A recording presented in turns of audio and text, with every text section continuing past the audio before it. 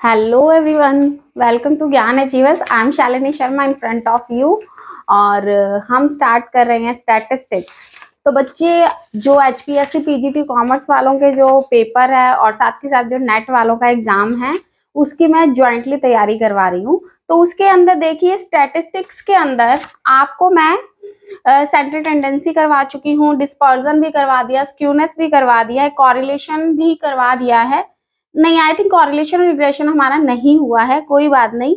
उसके बाद अब है हमारी प्रोबेबिलिटी। तो अप्रोचेज हैं प्रोबेबिलिटी के, और साथ के साथ हमारा बेस थ्योरम है।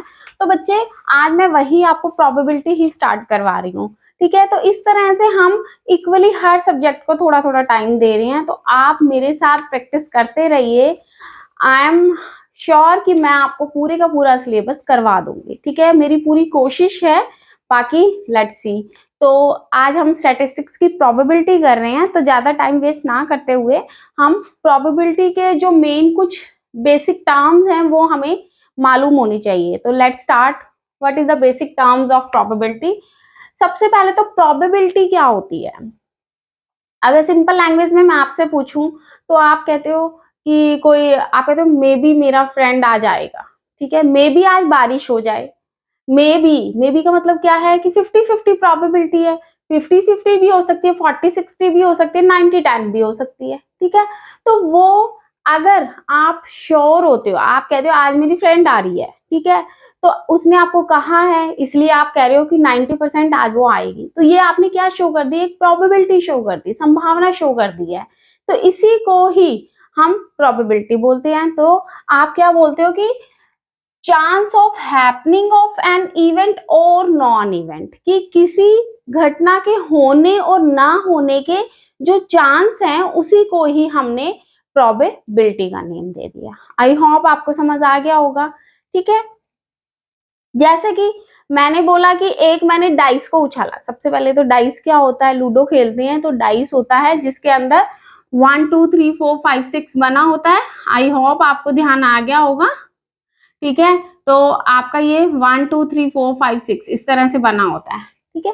तो अब मैं जब डाइस को रोल करती हूँ, तो उसमें उसके चांसेस क्या है?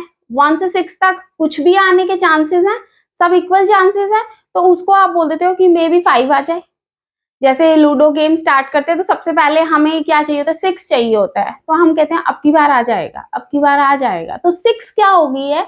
प्रोबेबिलिटी हो गई है कि आप कहते हो पूरा रोल करके करो, ठीक है, कि चांसेस है। तो उसको ही हमने नेम दे दिया है प्रोबेबिलिटी का।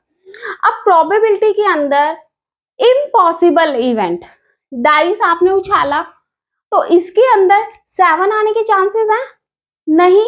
क्यों? क्योंकि इसमें होते ही कितने हैं? टोटल 1 to 6 नंबर्स होते हैं। तो 7 आने का तो कोई चांस ही नहीं है। तो वो क्या हो गया? आपका इम्पॉसिबल इवेंट हो गया। तो कोई चांस ही नहीं है, तो उसको हम कौन सी प्रोबेबिलिटी बोल देते हैं? जीरो प्रोबेबिलिटी बोल देते हैं। आई होप ये पॉइंट समझ आ गया होगा। पॉसिबल इवेंट्स क्या है? कि 1 भी आ सकता है, 2 भी, 3 भी, 4 5 एंड 6। इन 6 में से कुछ भी आ सकता है। तो उनकी पॉसिबिलिटी, प्रोबेबिलिटी क्या होगी है? 1 हो गई है आने की। अब एक बात ध्यान रखना कि प्रोबेबिलिटी जो है वो हमेशा रेंज करती है 0 से 1 के अंदर। मींस ना आने के चांसेस होंगे तो 0, और आने के चांसेस होंगे तो 1, या पॉइंट्स में हो सकता है 0.56, 0.34, 0.27, ठीक है। तो ये चीज हो गई है रेंज, की प्रोबेबिलिटी की रेंज जो है वो हमेशा 0 से 1 के बीच में लाई करती है। नेक्स्ट वन है कि एक्सपेरिमेंट। अब क्या होता है? आपको ये ध्यान रखना पड़ेगा कि एक्सपेरिमेंट क्या है। एक्सपेरिमेंट क्या होता है कि it is a trial to obtain some statistical information, कि कोई भी आपने स्टैटिस्टिकल इंफॉर्मेशन निकालनी है तो उसको हम बोल देते हैं ट्रायल।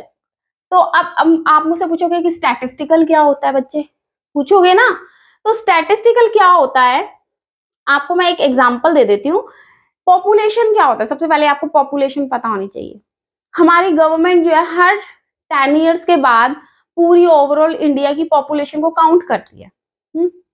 गवर्नमेंट के पास इनफ फंड्स है, ठीक है। तो गवर्नमेंट क्या करती है? ओवरऑल इंडिया की पॉपुलेशन काउंट कर लेते हैं, क्योंकि आपको एम्प्लॉयज भी हायर करने हैं, एक्स्ट्रा बहुत सारे फंड्स चाहिए हमें उसको काउंट करने के लिए। लेकिन हम जैसे आम पर्सन जो होते हैं वो इतना फंड्स नहीं ला सकते हैं, ठीक है। अब एक छोटा सा एग्जांपल दे देती हूँ कि हमारे मम्मी जो राइस बनाते हैं, ठीक है। अब राइस मान लो ये आपका बर्तन है, इसमें इधर तक राइस है। अब आपने देखना कि राइस पके या नहीं पके, तो राइस के लिए आप क्या करते हो, एक या दो राइस उठाते हो और चेक कर लेते हो। तो वो जो तो आपने एक और दो राइस उठाई है ना, उसको आप बोल देते हो सैंपल, ठीक है।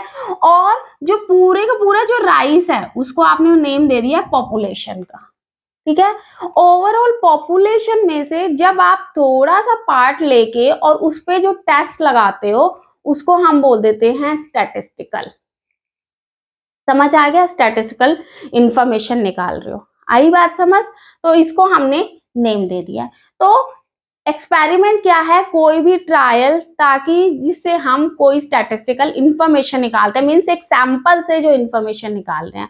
फॉर एग्जाम्पल अगर मैंने कॉइन टॉस किया, ठीक है, कॉइन टॉस किया तो वो चीज क्या है, वो एक्सपेरिमेंट है। डाइस को रोल कर रही हूँ, ठीक है, तो वो भी क्या है, एक्सपेरिमेंट है।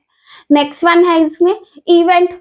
आपने कोई एक्सपेरिमेंट किया, आपने कॉइन को टॉस किया, तो रिजल्ट क्या आ गया, या तो हेड आएगा या टेल आएगा, मींस आउटकम या रिजल्ट जो आ रहा है उसको हमने नेम दे दिया इवेंट का, ठीक है जी।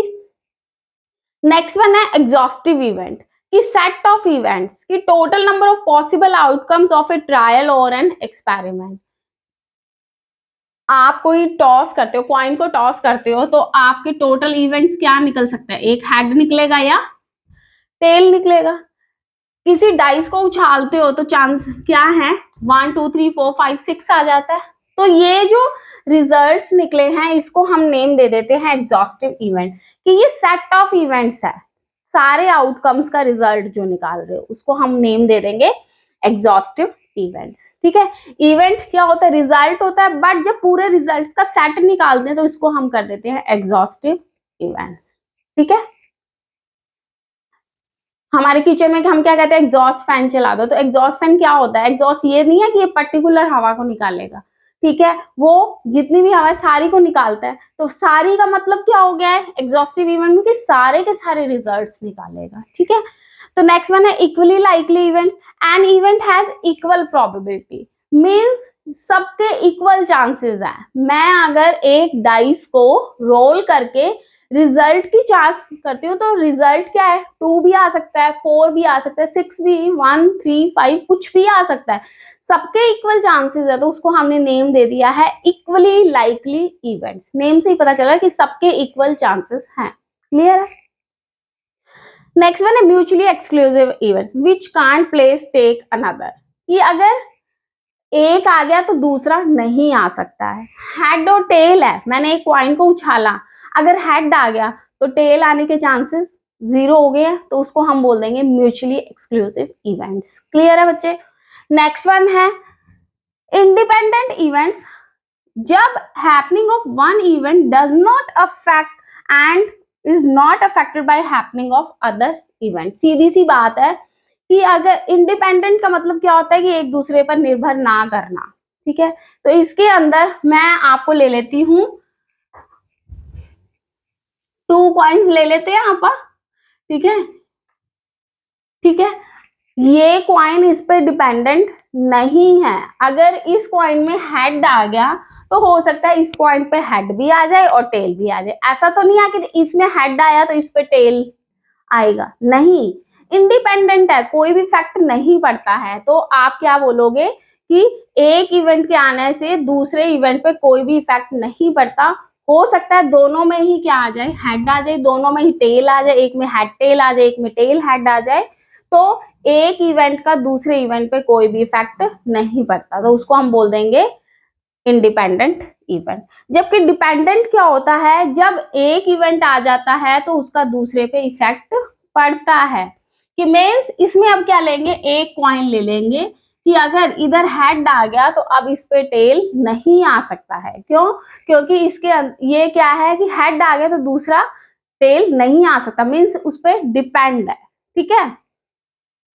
तो आई बात समझ, इसको हम बोल देंगे डिपेंडेंट इवेंट्स, क्लियर है बच्चे। तो ये थे आपके कुछ प्रोबेबिलिटी के पॉइंट्स।